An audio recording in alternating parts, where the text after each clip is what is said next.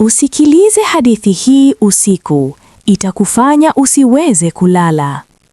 Kuna siku ambazo hazisahaulikani, siku ambazo historia ya shule moja inabadilika milele. Na Ijumaa ile ya Machi katika shule ya bweni ya sekondari ya Tamani katika mji mdogo wa Karovela, nchi ya Zimbara, ilikuwa moja ya siku kama hizo. Mwalimu Tobias Okeke alifika shuleni saa 2:30 asubuhi kama kawaida. Mkoba wake wa ngozi nyekundu, fimbo yake ndefu nyeupe iliyomfuata kila mahali, na tabasamu lake. Tabasamu ambalo halikuwa tabasamu, bali onyo. Hakujua kwamba wanafunzi 120 walikuwa wamemngojea. Hawakumngojea kwa sababu walimpenda, walimngojea kwa sababu hatimaye walikuwa wamechoka. Hujambo mpendwa, karibu tena kwenye Stories by Nila Bray. Kama unataka kuona kilichoendelea baadaye, bonyeza subscribe sasa, like video hii na share na marafiki zako. Usikose hadithi hizi za kusisimua kila wiki. Tobias Okeke alifundisha hisabati katika shule ya bweni ya Tamani kwa miaka 12. Katika miaka hiyo yote, hakuwahi kupata tatizo na uongozi. Hakuwahi kushindwa mtihani wake wa tathmini na hakuwahi hata siku moja kukosa adhabu kwa mwanafunzi yeyote aliyekosea mbele yake. Watu wa mji wa Karovela walimheshimu, wazazi walimsifu. Walisema Okeke ni mkali ndio, lakini watoto wake wanafaulu. Na kweli ilikuwa hivyo. Darasa lake lilikuwa na matokeo mazuri, lakini hakuna aliyewahi kuuliza, kwa bei gani? Ndani ya mabweni, wanafunzi walijua ukweli mwingine. Okeke alikuwa na sheria zake za kipekee. Kama mwanafunzi alipata chini ya 60% katika mtihani wake wa bote, aliadhibiwa mbele ya darasa lote. Adhabu yake ya kawaida ilikuwa kupiga magoti kwa dakika 30 hadi saa 1 katika sakafu ngumu ya saruji, wakati mwingine nje kwenye jua kali la adhuhuri. Kama mwanafunzi alihangaika au kuomba msamaha, adhabu iliongezwa. Lakini hiyo haikuwa yote. Alikuwa na kawaida ya kuwabeza wanafunzi hadharani. Alitumia maneno kama silaha, akichagua udhaifu wa kila mtoto na kuupiga hadharani. Mtoto mrefu mwenye mwili mkubwa, Okeke alimuita tembo wa darasa. Mtoto mwenye nywele ngumu, msitu unaotembea. Msichana aliyeshindwa kuhesabu mbele ya darasa, wewe ni aibu ya familia yako, nenda upike badala ya kujaribu masomo. Maneno hayo yalikaa moyoni mwa watoto kwa miaka. Baadhi yao waliamka usiku wakilia bila kujua kwa nini. Baadhi yao walianza kuogopa kwenda shuleni, lakini wote walifanya jambo moja. Walikaa kimya.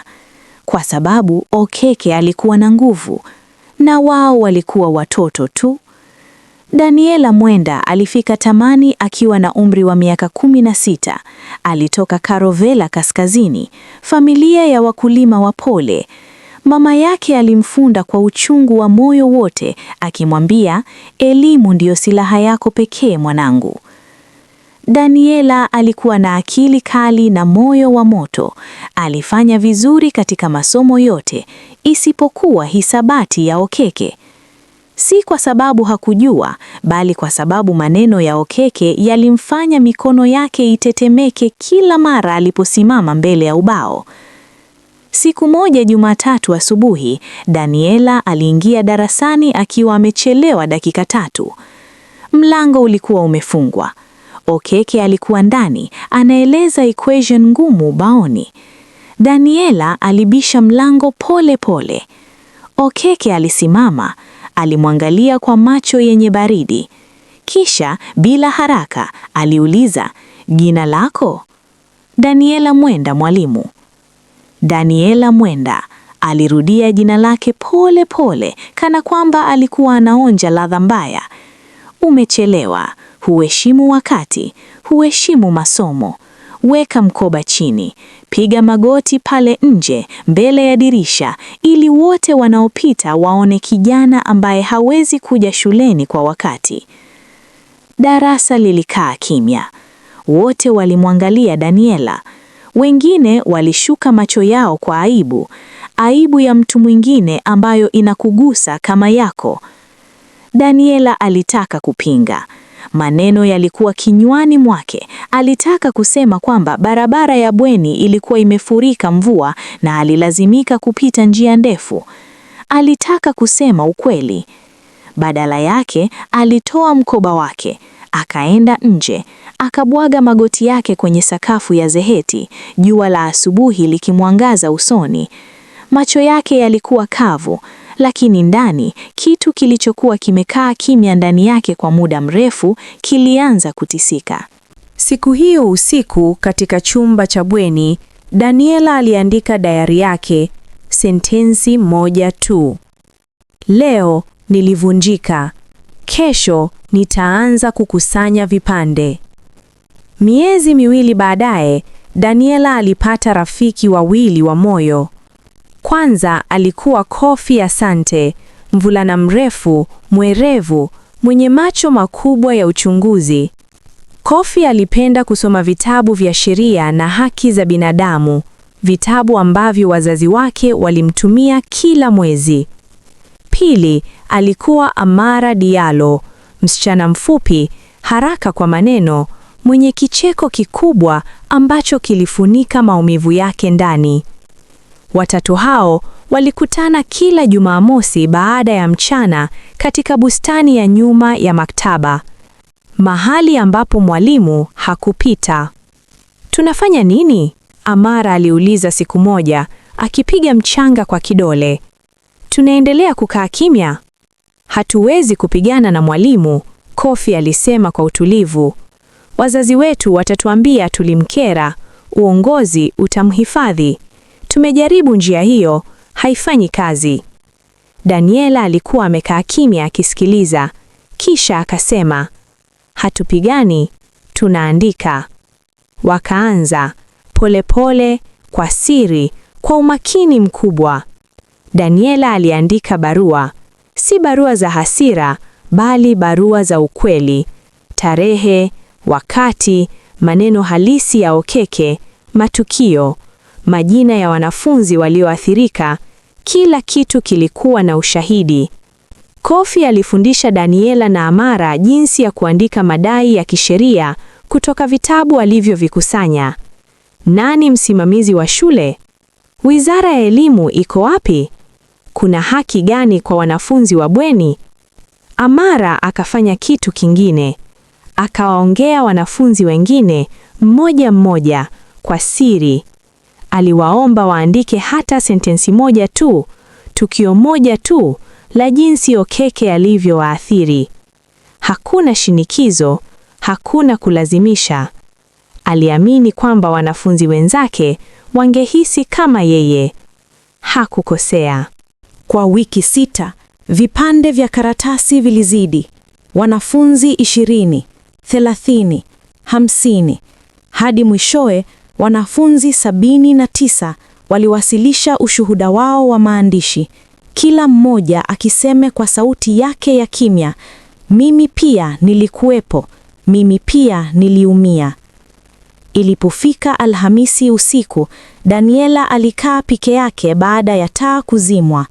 Alitumia tochi ndogo kuangalia kila ukurasa wa hati walizokuwa wameandaa, kurasa 32 zilizoandikwa kwa mkono, zilizopangwa, zilizowekwa katika jalada jekundu. Moyo wake ulikuwa ukipiga kwa nguvu. Alikuwa na wasiwasi, si kwa sababu alikuwa na shaka, bali kwa sababu alijua kesho kila kitu kitabadilika, au hawatafaulu na mambo yatakuwa mabaya zaidi. Amara alimgusa begani. Daniela, umelala? Hapana.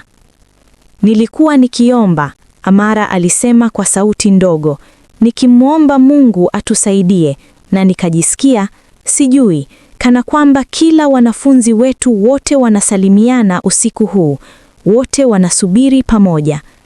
Daniela alimwangalia rafiki yake gizani, kisha akasema, hatufanyi hivi kwa ajili yetu peke yetu, tunafanya hivi kwa ajili ya kila mtoto atakayekuja tamani baada yetu. Amara akasema, na sauti yake ilikata giza kama mwanga, ndiyo, na hiyo inatosha. Ijumaa asubuhi ilifika na hewa ya utulivu wa ajabu, 2:30 kamili. Okeke alifika kama kawaida, mkoba wake wa ngozi nyekundu, fimbi yake nyeupe, tabasamu lake la hatari. Aliingia kwenye ukumbi wa mkutano wa walimu kukibusu meno yake, wakiamkia wafanyakazi wa ofisi kwa kiburi chake cha kawaida. Hakujua kwamba saa ile ile kabla hajafika, Kofi alikuwa ameshakabidhi nakala za hati zao kwa mkurugenzi wa shule, Bwana Fetele Kargbo. Nakala 2, moja kwa Bwana Kargbo, moja iliyotiwa muhuri na iliyopigwa, ilikuwa imekwisha pelekwa kwa barua ya elimu ya Wizara ya Zimbara. Hakujua chochote. Saa 3:30, Okeke aliingia darasani la fomu 3, darasa lake. Wanafunzi 44 walikuwa wamekaa kimya, kimya kisicho cha kawaida. Hakuna manong'ono, hakuna vitabu vinavyogeuzwa. Wote walikuwa wameketi wima, mikono mezani, macho yaliyoangalia mbele. Okeke alisimama mlangoni kwa sekunde. Kitu fulani ndani yake kilisema, kuna jambo. Lakini kiburi chake kilimziba masikio yake. Ninafurahi kuona mna nidhamu leo, alisema akitabasamu. Angalau kwa siku moja mnaonekana kama wanafunzi wa kweli. Hakuna aliyecheka, hakuna aliyesogea. Okeke aliandika equation ubaoni. Akageuka. Nani anaweza kuniambia jibu? Daniela alisimama, polepole, kwa utulivu mkubwa ambao ulimshangazisha hata yeye mwenyewe. Mwalimu Okeke, alisema kwa sauti ya wazi na ya shule nzima. Sijakaa hapa kwa ajili ya equation, nina swali. Okeke alimwangalia. Kitu katika macho yake kilitetemeka, lakini alipigana nacho. Kaa chini Daniela. Nitakaa chini baada ya kuuliza swali langu mwalimu. Sauti yake haikutetemeka. Je, mwalimu anaweza kutueleza ni haki gani inayompa ruhusa ya kumfanya mwanafunzi apige magoti mbele ya watu wote kwa makosa ya dakika 3? Chumba kilizidi kukaa kimya. Okeke alihangaika. Uso wake ulianza kubadilika rangi kwa hasira zaidi ya aibu. Unanikera. Wewe msichana mdogo, unakuja darasa langu kunisomea sheria. Kaa chini sasa hivi au utajuta. Na mimi nina swali. Sauti nyingine. Mvulana wa kulia, Jerome Tamboli alisimama polepole. Na mimi. Selina Okafor alisimama kutoka katika mstari wa mbele. Na mimi, na mimi, na mimi. Mmoja baada ya mwingine, wanafunzi wa darasa lile walisimama. Si kwa kelele, si kwa hasira inayoonekana. Walisimama kwa utulivu wa watu ambao wamefanya uamuzi mkubwa na hawatarudi nyuma. Okeke aligeuka kuangalia milango na akaona zaidi. Nje ya dirisha, wanafunzi wa madarasa mengine walikuwa wamesimama nje, wakiangalia ndani. Baadhi yao walikuwa wameshika karatasi za hati zao wenyewe. Fimbo yake ilianguka chini bila kujua. Wakati huo huo, kwa sababu Kofi alikuwa amempigia simu sekunde Okeke aliposimama mlangoni, mkurugenzi Fetele Kargbo alifika ukumbini kwa miguu ya haraka. Nyuma yake alikuwa makamu mkurugenzi, Bibi Rosalind Segun, mwanamke mwenye umri wa miaka 50, mwenye historia ya kufanya kazi na haki za watoto. Walipofika mlangoni pa darasa, walikuta picha ambayo hawakutarajia.